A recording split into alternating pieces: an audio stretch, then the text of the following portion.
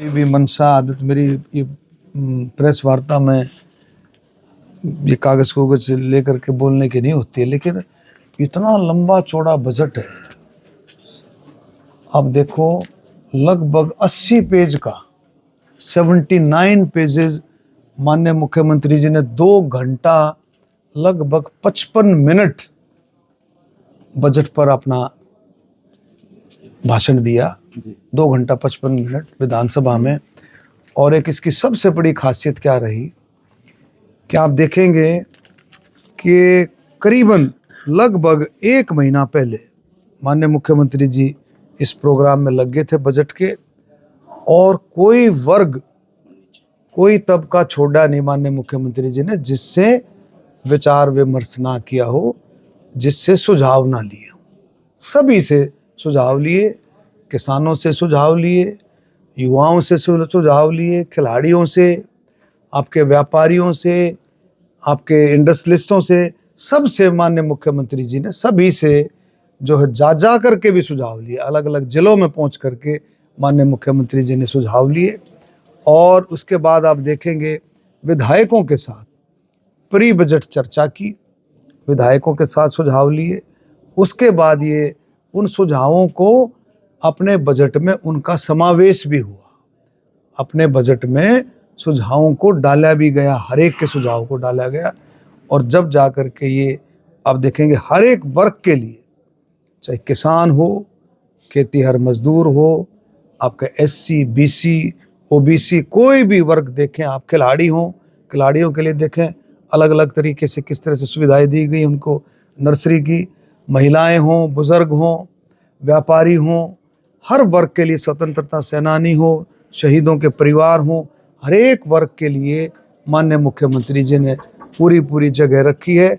और हर एक मंत्रालय के लिए, हर एक मंत्रालय को भी उसमें एडजस्ट किया गया है। और ये बजट मैं कहता हूँ चारों तरफ से इसकी प्रशंसा हुई। हरियाणा में नहीं, पूरे देश ने इस बजट की प्रशंसा की है, क्योंकि ये बजट विकास की, हरियाणा की गति को और ज़्यादा विकास देगा, किसानों को और ज़्यादा मजबूत करेगा, महिलाओं के विकास के लिए, जो हर तबके के विकास के लिए ये बजट जो है बहुत अच्छे तरीके से इस बजट को रखा गया है। अलग अलग तरीके से इसमें बजट के कई प्रोविज़न किए हैं, और इसमें कई नई चीज़ें भी हैं, कई नई बातें भी माननीय मुख्यमंत्री जी ने शुरुआत की है। जैसे पर्यटन को काफ़ी बढ़ावा दिया गया है, सहकारिता विभाग को बढ़ावा दिया गया है। अब नौजवानों के लिए जो नर्सरी की जो व्यवस्था की है, खिलाड़ियों के लिए पहले 1500 नर्सरियाँ थी, अब वो बढ़ा करके लगभग 2000 का प्रस्ताव माननीय मुख्यमंत्री जी ने रखा है। तो ऐसे किसी भी तबके को आप देखोगे उसमें कोई ना कोई राहत दी गई है। किसानों के लिए आप देखेंगे, किसानों को आप देखें, हमने अभी असेंबली में भी सवाल आया कि भी आदित्य चौटाला जी ने उस सवाल को पूछा कि किसानों पर लगभग कितना कर्ज किसानों पर है।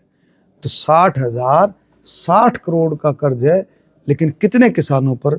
लगभग 28 लाख किसानों पर, लगभग 28 लाख, 27,77,000 के करीब हैं उनके ऊपर ये कर्जा। इसके लिए माननीय मुख्यमंत्री जी ने एक OTS scheme, one time settlement scheme का भी माननीय मुख्यमंत्री जी ने प्रस्ताव दिया है। उसका सारा खोखा खाका तैयार होगा। उसके बाद लाडो लक्ष्मी योजना, 5,000 करोड़ रुपया उसमें रखा गया है। जितने भी संकल्प पत्र में जो बातें थी उनको पूरा करने की पूरी कोशिश की गई है कि उसको समय रहते हुए जो संकल्प में भारतीय जनता पार्टी का जो संकल्प पत्र था चुनाव से पहले, उसको भी कंप्लीट करने की पूरी कोशिश की गई है इस बजट में। जी, लाडो योजना के लिए 5,000 करोड़ का बजट में प्रावधान तो किया गया मंत्री जी, लेकिन उसकी कब से लागू की जाएगी उसका तारीख नहीं बताएंगे? देखिए, ऐसा है, 5,000 करोड़ रुपया का प्रोविज़न माननीय मुख्यमंत्री जी ने इसमें रखा है। लाडो लक्ष्मी योजना, ये हमारे संकल्प पत्र में जो चुनाव से पहले ये बात रखी गई थी कि 2100 रुपया महिलाओं को दिया जाएगा। उसमें सारा प्रशासन जो है, प्रशासन इसमें सारा तैयार करेगा, सारी आउटलाइन तैयार करेगा।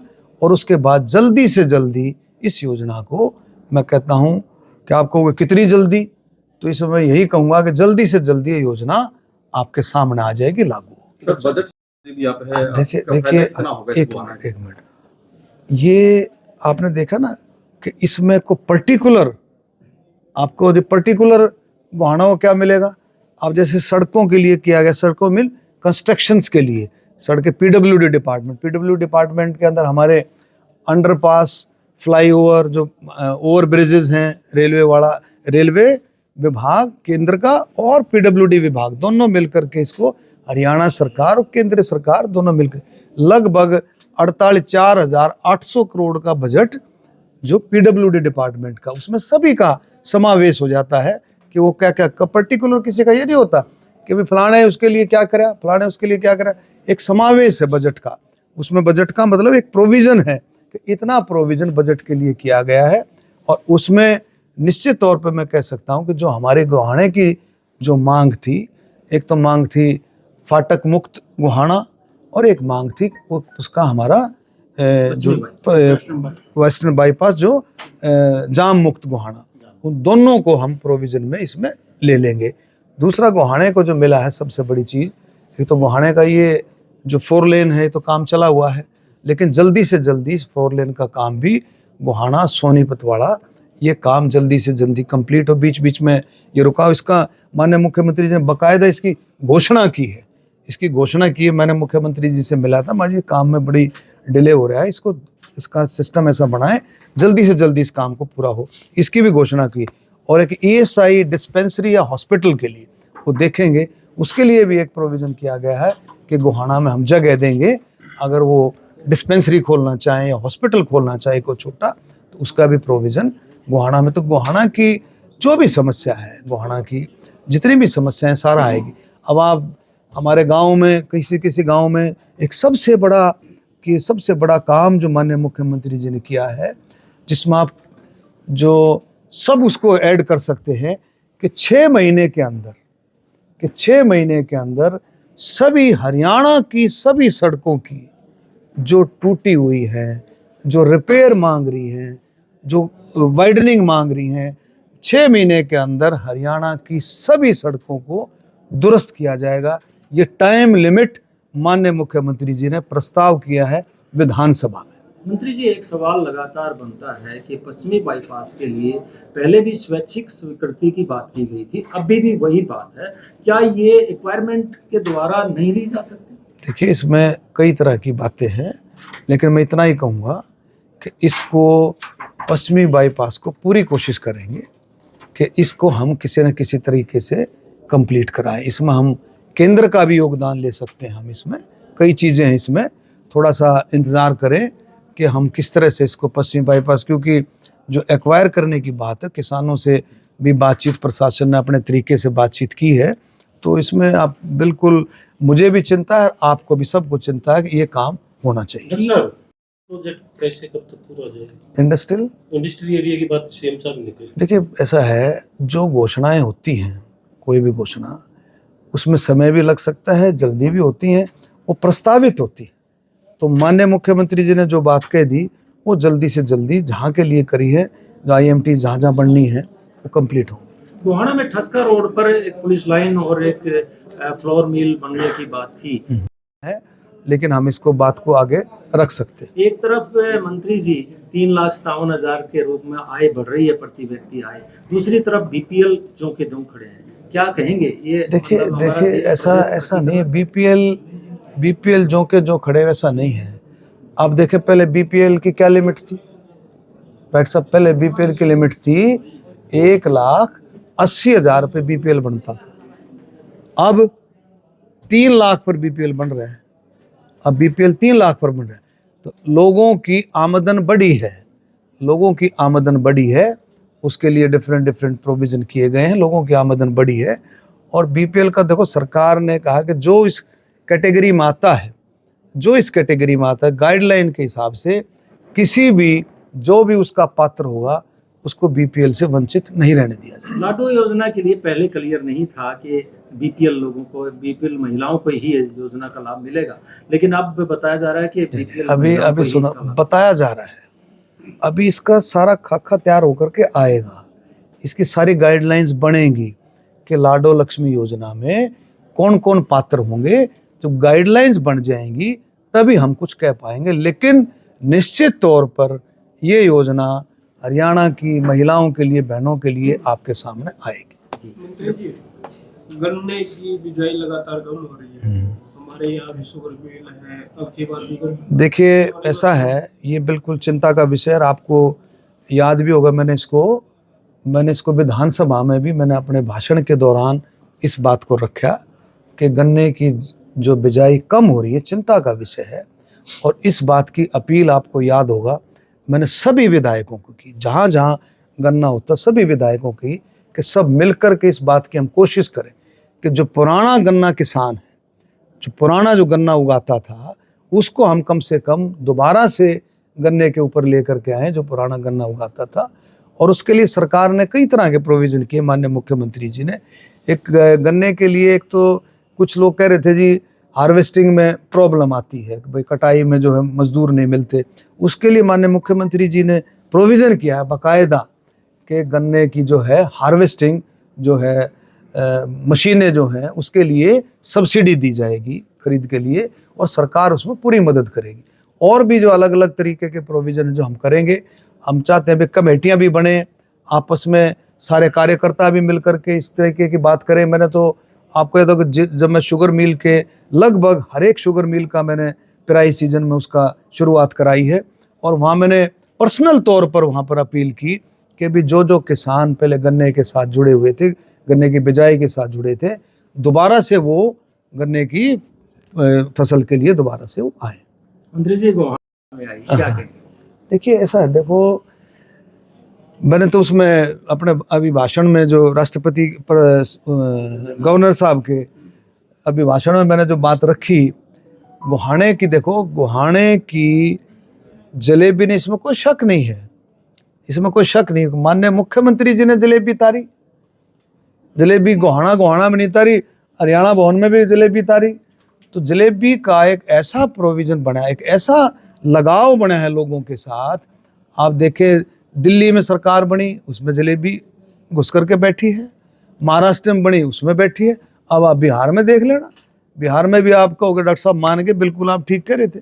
तो जलेबी का माननीय मुख्यमंत्री जी से और हरियाणा से तो हमें खुशी होनी चाहिए कि हरियाणा की जब बात आती है तो गोहाना की बात भी आती है, और गोहाना की जलेबियों की बात भी आती है।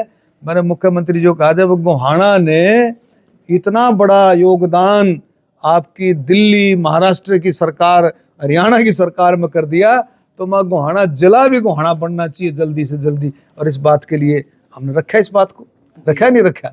फिर डॉक्टर साहब एक बड़ा आरोप आपने कांग्रेस पार्टी पर लगाया था, जब चुनाव से पहले से रोहतक की बात करो या सोनीपत की बात करो, फित्ता लेकर भर्ती करते रहते। तो ये तो देखो सुनो, ये तो विधानसभा में कितनी बार ये उठ लिया, कितनी बार उठा है, आप देखो कितनी बार उठा है विधानसभा में। कितने अभी जो 2008 में जो भर्ती हुई थी वो मुद्दा उठा, जो इंस्पेक्टर्स की भर्ती हुई थी 2008 में वो मुद्दा उठा, हाईकोर्ट ने उसको ऑब्जर्वेशंस दी अपने हिसाब से। तो ये इसमें तो निश्चित तौर पर देखो, ये तो युवा जो है, युवा हरियाणा का जो युवा जो पारदर्शिता में विश्वास करता था, वो टूट करके बीजेपी में पड़ा है, टूट करके जिसे कहते हैं। सरकार आई है, युवाओं का विशेष योगदान है, उनको पता था भी ये सरकार आएगी तो इसमें पारदर्शिता मिलेगी, साफ सुथरी रिक्रूटमेंट्स होंगी, भर्तियां होंगी, तभी उस नौजवान साथियों ने मिलकर के इस बात को किया है और इसको सिद्ध भी किया है। माननीय मुख्यमंत्री जी ने सिद्ध भी किया। अब एक बात बताओ, सच्चाई है, ये 24-25 हज़ार जो भर्तियां हैं, अगर मान लो कोई और सरकार बाय द वे आ जाती तो क्या 24-25 हज़ार भर्तियों का मिलता? बिल्कुल नहीं, ये रद्द होती, ये 100% रद्द होती, दोबारा से इसकी प्रोसेस होती। लेकिन माननीय मुख्यमंत्री जी ने पहले अनाउंस कर दिया था कि भारतीय जनता पार्टी की सरकार आने पर तुरंत इन नौजवानों को, लगभग 25 हज़ार के करीब नौजवान थे, इनको नियुक्ति पत्र दिए जाएंगे। मंत्री जी आज बार विपक्ष जो है वॉकआउट करता रहा विधानसभा में। देखिए ऐसा है, देखो विपक्ष हर जगह ये बात होती है। अब कहते हैं जी प्रश्नकाल में जवाब छोटे आते हैं, ठीक से नहीं आते। विपक्ष का काम टीका टिप्पणी का तो है ही, लेकिन विपक्ष से एक बात और भी चाहता है कि भी जो उनके मन में है वही बात सरकार की निकल करके आए कि विपक्ष क्या सुनना चाहते, विपक्ष जो उसके मन में है वो बात कैसे सरकार, तो जो बात जायज होगी, जो पॉलिसीज के हिसाब से होगी, जो गाइडलाइंस के हिसाब से होगी, वही तो बात सरकार करेगी। लेकिन विपक्ष ये चीज सुनना नहीं चाहता। विपक्ष अपने हिसाब से सिस्टम बनाता है।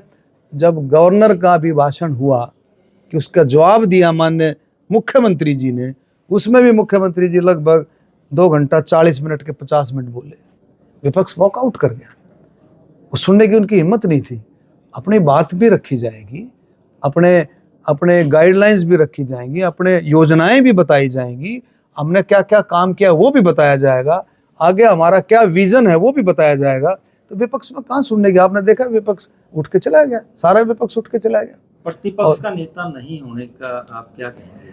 देखो, प्रतिपक्ष वो उनका अपना इंटरनल मामला है। आज विश्व लेकिन अच्छी बात यह है, एक हेल्दी प्रोसेस ये है कि नेता प्रतिपक्ष होना चाहिए। एक हेल्दी प्रोसेस जिसमें अपनी बात रख सके, बात सुन सके, एक लीडरशिप की जो बात है वो नेता प्रतिपक्ष जरूर होना चाहिए। मंत्री जी, आपकी बात सभी सुनते हैं और आज विश्व जल दिवस है, संकट है पानी का, आप क्या संदेश देंगे? देखिए, पानी एक ऐसी चीज है, जल जो ऐसी चीज है कि जिसको हमें संचित करना चाहिए, बचाना चाहिए। जो कि आपने देखा है हमारी जो धरती माँ है सारा लिमिटेड है। आज वाटर लेवल कितना नीचे जाता जा रहा है, इस बात पर हम सबको मिलकर के चिंता करनी चाहिए। और जिस भी तरीके से, और एक जो है आह्वान के साथ साथ एक मुहिम भी चलनी चाहिए कि जिस तरीके से हम जहाँ भी हैं, मैं फिर हमेशा ये कहता हूँ, हर एक नागरिक का इसमें अपना अपना योगदान है। जब मोदी जी बात करते हैं विकसित भारत, 2047 का भारत, विकसित भारत, मैं कहता हूँ हर एक नागरिक का कुछ एक हो सकता है, कुछ एक इस बात को कम ध्यान करते हैं भाई मेरा क्या योगदान रहेगा। हर एक का योगदान है, हर एक नागरिक का योगदान है विकसित भारत में। हरियाणा का अपना योगदान है, स्टेट का, हरियाणा वासियों का अपना योगदान है। आप देखें, हमारे को अपने अधिकारों के साथ साथ अपने कर्तव्यों का भी पालन करना है। अगर हम अधिकारों के साथ साथ कर्तव्यों का पालन भी करते चले जाएंगे तो आपको अपने आप महसूस होने लग जाएगा कि भाई विकसित भारत, विकसित हरियाणा में मेरा भी योगदान है, हर एक का योगदान है। इसलिए मैं अपील करता हूँ इसकी जल संचित वाली, इसमें सब मिलकर के इसको मुहिम को आगे बढ़ाएं। और मोदी जी का ये संकल्प, हर घर नल से जल, हर घर नल से जल, हर घर नल से जल, स्वच्छ जल, ये मोदी जी की मुहिम है। इसमें हम धीरे धीरे आगे बढ़ते जा रहे हैं और कामयाबी मिलेगी। एक आखिरी सवाल, मेक इन हरियाणा की पहल की है हरियाणा सरकार ने, मेक इन हरियाणा की, मेड इन इंडिया की तरह मेक इन हरियाणा की पहल की है, उसके ऊपर देखिए, आपने अगर सूरजकुंड मेला आपने देखा हो तो आपको पता लगता कि हरियाणा कहाँ स्टैंड करता है छोटी छोटी चीज़ों में। क्राफ्ट मेला था, वो कोई बड़ी चीज़ नहीं, क्राफ्ट मेला, लेकिन विश्व का सबसे बड़ा क्राफ्ट मेला था, 38वां क्राफ्ट मेला। और 2014 के बाद उसकी छटा, उसकी सुंदरता इतने गजब की रही है कि आप देखो अब की बार 44 देश उसमें शामिल हुए, 44 कंट्री, 7 कंट्री तो उसके थीम पार्टनर थे, 2 स्टेट थीम पार्टनर थे। और अब की बार आपको खुशी होगी कि 13 लाख के फुटफॉल को हम 18 लाख लेंगे। मेरा ख्याल गोहाने के लिए एक अच्छी बात कर रहा हूँ मैं। गोहाने का शायद कोई गांव नहीं बचा होगा जहाँ से लोग निकल करके ना आए हों जो सूरजकुंड मेले में ना। उस मेले को अगर आप देखते हैं तो उस मेले का भी विकसित भारत में, विकसित हरियाणा में तो है ही है, विकसित भारत में कितना बड़ा योगदान। आप छोटी सी चीज़ देखें, सिर्फ छोटे से एक जेल डिपार्टमेंट ने क्राफ्ट के काम पर जो वुडन वर्क किया, जो लकड़ी का काम किया, उसका रेवेन्यू मात्र 13-14 दिन में, क्योंकि मेला सिर्फ 16-17 दिन का था, 1-2 दिन तो उनका बेचारा को अपना सामान समून जचाण में लग जाते हैं, 1 आध दिन पहले शुरू कर देते हैं। मात्र 13-14 दिन में 2 करोड़ रुपए के, लगभग 2 करोड़ रुपए का रेवेन्यू था जेल डिपार्टमेंट का। इतनी अच्छी कारीगरी उन्होंने वुडन वर्क पे दिखाई। आप देखते तो आप कहते कि ये कारीगरी तो इंटरनेशनल लेवल की कारीगरी थी। कितना लोगों ने पसंद किया उसको, छोटे छोटे सामान को 2 करोड़ का रेवेन्यू दे दिया। तो ये सारी चीजें, हरियाणा का जबरदस्त योगदान इसमें रहने वाला है। मैं कैसे पूर्व मुख्यमंत्री जो खट्टर साहब हैं उन्होंने बड़ा त्याग किया है, अपनी पुश्तैनी जमीन प्रधानमंत्री राज कोष में और पुश्तैनी मकान लाइब्रेरी के लिए दी है। देखिए, हम इस बात का स्वागत करते हैं माननीय पूर्व मुख्यमंत्री और हाल में हमारे कैबिनेट मंत्री माननीय मनोहर लाल जी का, कि उन्होंने इसमें कोई शक नहीं है कि भाई पूरा हरियाणा इस बात का स्वागत करता है कि उन्होंने अपनी पुश्तैनी ज़मीन लाइब्रेरी के लिए दी थी और अपनी और जो है वो प्रधानमंत्री कोष में दी है। सभी इस बात का स्वागत करते हैं और इसमें कोई शक नहीं। माननीय मनोहर लाल जी एक त्याग की जो है एक बहुत बड़ा जीता जागता उदाहरण है, और हम सभी को जिस तरह से माननीय मुख्यमंत्री मनोहर लाल जी ने जो रास्ता अपनाया है, छोटा थोड़ा सा त्याग कर करके हम भी अपना योगदान देश के लिए, स्टेट के लिए आगे करें तो बहुत अच्छा रहेगा। गोहाना को नए जिला अध्यक्ष मिले हैं सर, क्या कहेंगे? जिला अध्यक्ष बैठे आपके सामने, जिला बढ़िया ये बताऊंगा कि भाई बढ़िया जिला अध्यक्ष है, किसान परिवार से है, डाउन टू अर्थ है, नौजवान है, क्षमता बढ़िया क्षमता है, नौजवानों को जोड़ेगा। हम स्वागत करते हैं पार्टी का, बढ़िया जिला अध्यक्ष है भाई, वो बढ़िया। और हमारे मंडल अध्यक्षों का स्वागत करते हैं, ऐसे नौजवान हमारे मंडल अध्यक्ष हैं, पुराने मंडल अध्यक्ष हमारे टॉप के थे, नए भी, और अब कार्यकारिणी बनेगी बढ़िया तरीके से, खूब अच्छे। इनका हर एक इलेक्शन में इन सब का योगदान है, पार्टी के कार्यकर्ताओं को और कार्यकर्ताओं को जोड़ने में इन सब का योगदान है। मैं मोहन लाल बड़ौली जी का, माननीय मुख्यमंत्री जी का और मनोहर लाल जी का, सभी का मैं धन्यवाद करता हूं कि इन्होंने ऐसा हमारे को सारी। देखिए पर्यटन में देखो, सुन गया भाई, इतना पर्यटन बोलते मैं समझ गया। पर्यटन में मैं कह रहा हूँ ना, कई नई शुरुआत माननीय मुख्यमंत्री जी ने की है, कई नई शुरुआत। आप देखो कि 5 टूरिस्ट कॉम्प्लेक्सेस को पीपी मॉडल पर लाने का प्रस्ताव माननीय मुख्यमंत्री जी ने रखा है। दूसरा, जब हमारे गजेंद्र सिंह शेखावत जी आए थे, गजेंद्र सिंह शेखावत जी सूरजकुंड मेले का इनॉग्रल जो उसका शुरुआत करी थी 7 फरवरी को, तो माननीय गजेंद्र सिंह शेखावत जी आए थे, उन्होंने प्रपोज किया था, उन्होंने बात रखी थी कि Haryana NCR national capital region का एक बहुत बड़ा हिस्सा हरियाणा से आता है, नेशनल कैपिटल रीजन का, हमें उसका भरपूर लाभ उसको हमने लेना है, और टूरिज्म डिपार्टमेंट तैयार है उसका भरपूर लाभ लेने के लिए। शेखावत जी ने बात रखी थी कि भाई हरियाणा को डिज्नीलैंड 500 एकड़ में डिज्नीलैंड का प्रस्ताव माननीय शेखावत जी ने रखा था, उसकी भी प्रोसेस चल रही है। और आपको खुशी होगी कि हरियाणा सरकार ने वो प्रपोजल बना करके केंद्र सरकार को भेजा है।